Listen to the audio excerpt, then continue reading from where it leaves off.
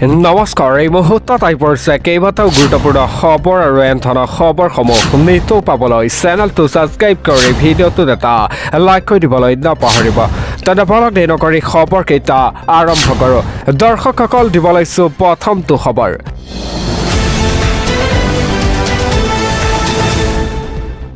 বহিৰাজ্যত নাক কাণ কাটিলে অসমৰ দুৰ্ধৰ্ষ চোৰ মিথুন ৰাজখোৱাই। 13 তোলা সোণ চুৰি কৰি অসমলৈ পলাল মিথুন ৰাজখোৱা। বহিৰাজ্যৰ আৰক্ষীৰ অভিযানত গ্ৰেপ্তাৰ হ'ল দুৰ্ধৰ্ষ চোৰটো। দিব লৈছে এটা ব্ৰেকিং নিউজ। বহিৰাজ্যত অসমৰ নাক কাণ কাটিলে দুৰ্ধৰ্ষ চোৰে। মিথুন ৰাজখোৱাই চুৰি কাণ্ডই লজ্জানত কৰিলে অসমক। 13 তোলা সোণ চুৰি কৰি হায়দৰাবাদৰ পৰা পলাই অসমৰ মিথুন। হায়দৰাবাদৰ বিভিন্ন চুৰি কাৰ্যৰ লগত জড়িত আছিল মিথুন ৰাজখোৱা। মিথুনক বিচাৰি অসম পালেহি হায়দৰাবাদৰ আৰক্ষী। অসমত আহি হায়দৰাবাদ আৰক্ষীয়ে গ্ৰেপ্তাৰ কৰিলে মিথুনক। নগাঁও পুৰণিগুদাম চলচলিৰ যুৱক আছিল মিথুন ৰাজখোৱা। চামগুৰিলৈ আহি সোণ চুৰিৰ বিৰুদ্ধে অভিযান এতিয়া হায়দৰাবাদ আৰক্ষীৰ।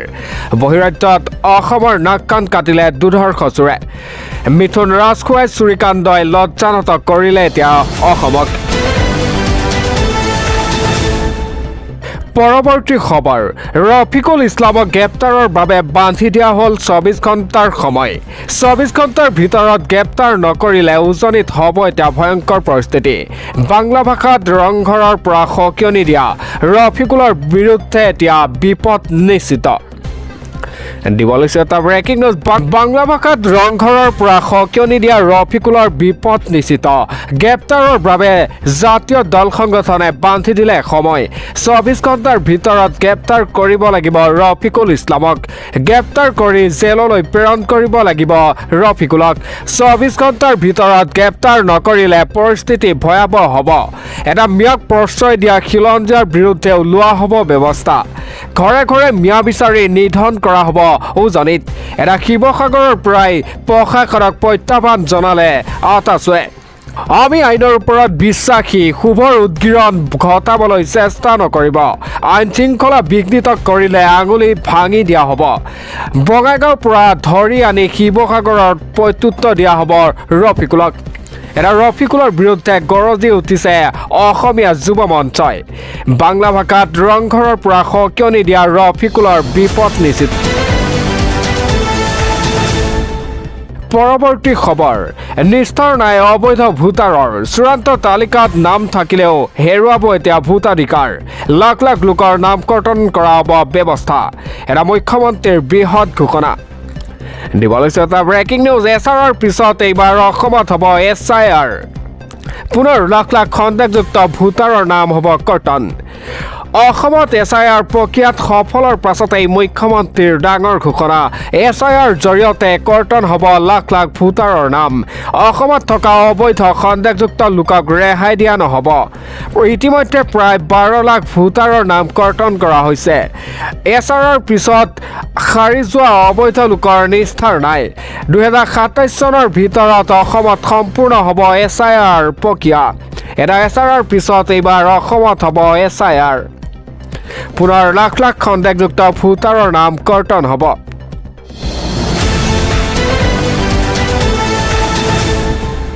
পৰৱৰ্তী খবৰ। অসম ভাৰতৰ সৈতে সম্পৰ্ক নাই গৌৰৱ গগৈ। আজি দিনটোক ৰাইজে প্ৰশংসা কৰিছে, কিন্তু গৌৰৱ গগৈয়ে বিৰোধিতা কৰিছে, কাৰণ তেওঁ শত্ৰু ৰাষ্ট্ৰৰ প্ৰতিনিধি। গৌৰৱ গগৈক তুলাধনা দিয়ে ৰাজ্যৰ মুখ্যমন্ত্ৰী ডক্টৰ হিমন্ত বিশ্ব শৰ্মাই।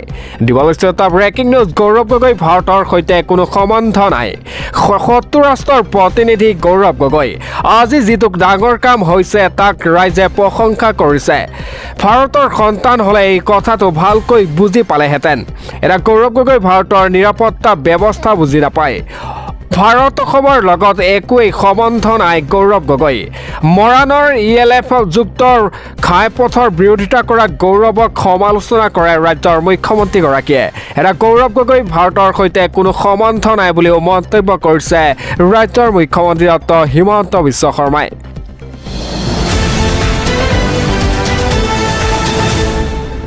পৰৱৰ্তী খবৰ। এটা ব্ৰেকিং নিউজ আহি পৰিছে। মেট্ৰিক পৰীক্ষাৰ্থীৰ সৈতে ৰাজ্যত পুনৰ ভয়ংকৰ ঘটনা। তিনি দুৰ্বৃত্তই ঘৰত অকলশৰে থকা মেট্ৰিক পৰীক্ষাৰ্থীৰ সৈতে কৰে ভয়ংকৰ কাণ্ড ঘটনা সংঘটিত কৰা দুৰ্বৃত্তক বিচাৰি এতিয়া আৰক্ষীৰ অভিযান মেট্ৰিক পৰীক্ষাৰ্থীৰ সৈতে ৰাজ্যত শিহৰণকাৰী ঘটনা দুৰ্বৃত্তৰ আক্ৰমণৰ বলি এতিয়া মেট্ৰিক পৰীক্ষাৰ্থী ঘৰত অকলশৰে থকা মেট্ৰিক পৰীক্ষাৰ্থীক আক্ৰমণ কৰে তিনি দুৰ্বৃত্তই ঘৰতে থকা মেট্ৰিক পৰীক্ষাৰ্থীক কৰে আক্ৰমণ গুৰুতৰভাৱে আঘাতপ্ৰাপ্ত হয় 17 বছৰীয়া ছাত্ৰীগৰাকী এটা চেতনহীন অৱস্থাত হস্পিটেলত ভৰ্তি কৰা হয় ছাত্ৰীগৰাকীক শিৱসাগৰৰ পৰা উন্নত চিকিৎসাৰ বাবে যোৰহাট চিকিৎসালয়লৈ প্ৰেৰণ কৰা হয় এটা ঘটনা সংঘটিত কৰা দুৰ্বৃত্তক বিচাৰি তদন্ত আৰক্ষীৰ তদন্ত অব্যাহত এতিয়া গৌৰীসাগৰৰ আৰক্ষীৰ শিৱসাগৰ গৌৰীসাগৰত এই ভয়ংকৰ ঘটনাটো সংঘটিত হয় মেট্ৰিক পৰীক্ষাৰ্থীৰ সৈতে ৰাজ্যত শিহৰণকাৰী ঘটনা সংঘটিত হয়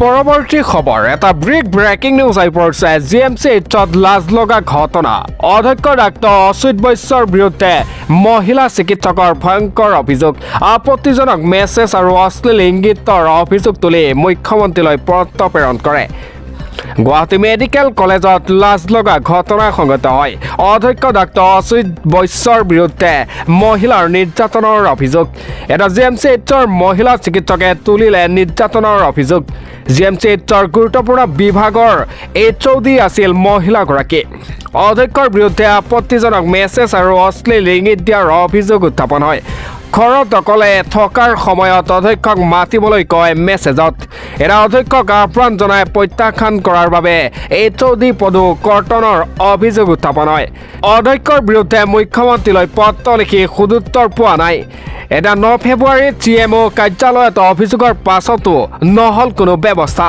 এটা অধ্যক্ষ ডাক্তৰ অচ্যুত বৈশ্যৰ বিৰুদ্ধে মহিলা নিৰ্যাতনৰ অভিযোগ গুৱাহাটী মেডিকেল কলেজত লাজ লগা ঘটনা সংঘটিত হয়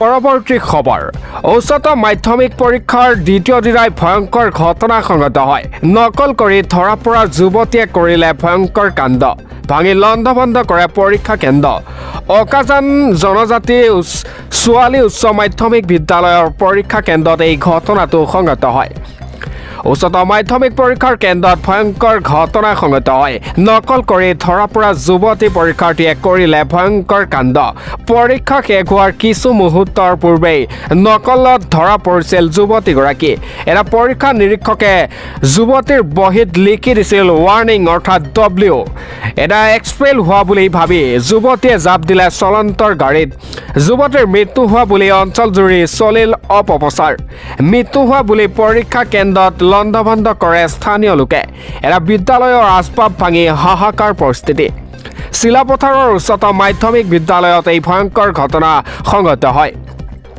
নকল কৰি ধৰা পৰা যুৱতী পৰীক্ষাৰ্থীয়ে কৰিলে ভয়ংকৰ কাণ্ড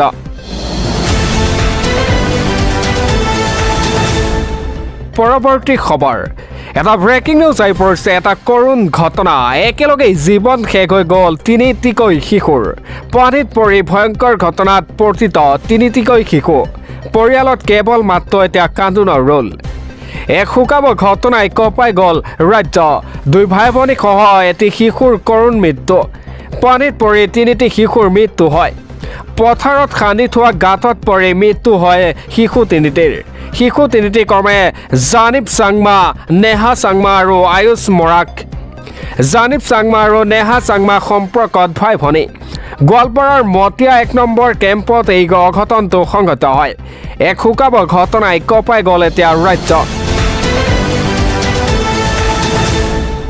পৰৱৰ্তী খবৰ মুখ্যমন্ত্ৰী ডক্টৰ হিমন্ত বিশ্ব শৰ্মাৰ বিৰুদ্ধে গৰজি উঠিছে সংখ্যালঘু সংগঠন ভাৰতীয় নাগৰিকক অপমান কৰাৰ অভিযোগ এতিয়া মুখ্যমন্ত্ৰীৰ বিৰুদ্ধে এজাহাৰ দাখিল কৰিলে মুছলিম ছাত্ৰ সন্থাই দিবলৈ এটা ব্ৰেকিং নিউজ মুখ্যমন্ত্ৰীৰ বিৰুদ্ধে এজাহাৰ দাখিল কৰিলে সংখ্যালঘু সংগঠনে মুখ্যমন্ত্ৰীয়ে সাংবিধানিক বিৰোধী কাৰ্যত লিপ্ত হোৱাৰ অভিযোগ ভাৰতীয় নাগৰিকক অপমান কৰাৰ অভিযোগ উত্থাপন হয় এটা মুখ্যমন্ত্ৰীয়ে সাম্প্ৰদায়িকতাৰ ৰাজনীতি কৰাৰ অভিযোগ এতিয়া সংখ্যালঘুৰ দিছপুৰ থানাত এজাহাৰ দাখিল কৰিলে মুছলিম ছাত্ৰ সন্থাই এটা মুছলিম ছাত্ৰ সন্থাই মুখ্যমন্ত্ৰীৰ বিৰুদ্ধে দাখিল কৰিলে এজাহাৰ এটা মুখ্যমন্ত্ৰীৰ বিৰুদ্ধে এজাহাৰ দাখিল কৰিলে সংখ্যালঘু সংগঠনে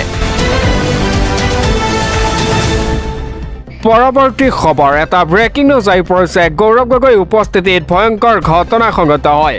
কংগ্ৰেছ বিজেপিৰ মাজত প্ৰচণ্ড সংঘাতে ল'লে চূড়ান্ত ৰূপ। আৰক্ষীৰ সন্মুখতেই নোহোৱা নোপোজা অৰাজকৰ পৰিৱেশ সৃষ্টি হয়। দিবলৈছে এটা ব্ৰেকিং নিউজ। গৌৰৱ গগৈ পৰিৱৰ্তন যাত্ৰাত পুনৰ অঘটন। গৌৰৱ গগৈ উপস্থিতিতেই কংগ্ৰেছ বিজেপিৰ মাজত প্ৰচণ্ড হতাহতি।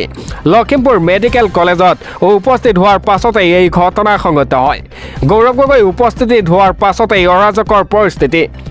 হুলস্থুল হোৱা দোৱা অশান্ত হৈ পৰিল মেডিকেল কলেজ। প্ৰশ্ন সোধাক লৈ কংগ্ৰেছ বিজেপিৰ মাজত এতিয়া প্ৰচণ্ড সংঘাত। প্ৰচণ্ড হতাহতিয়ে ৰূপ ল'লে মাৰপিটৰ। এটা গৌৰৱ গগৈ পৰিৱৰ্তন যাত্ৰাত পুনৰ অঘটন সংঘটিত হয়।